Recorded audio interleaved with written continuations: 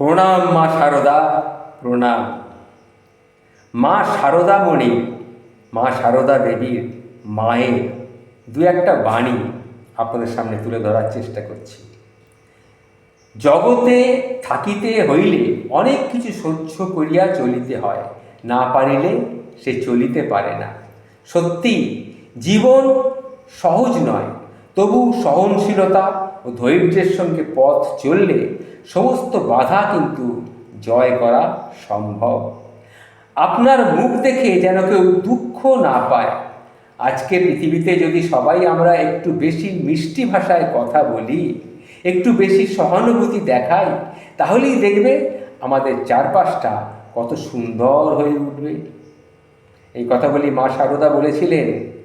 আরও তিনি বলেছিলেন, সব ধর্মই সত্য, শুধু পথের পার্থক্য।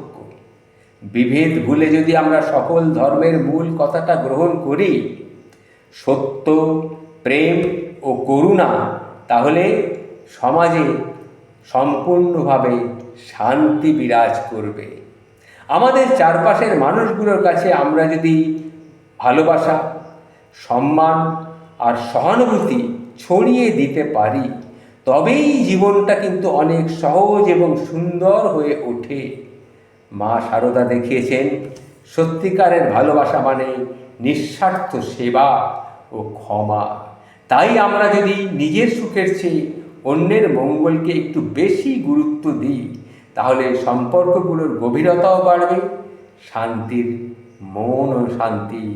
ওম শান্তি, ওম শান্তি, ওম শান্তি।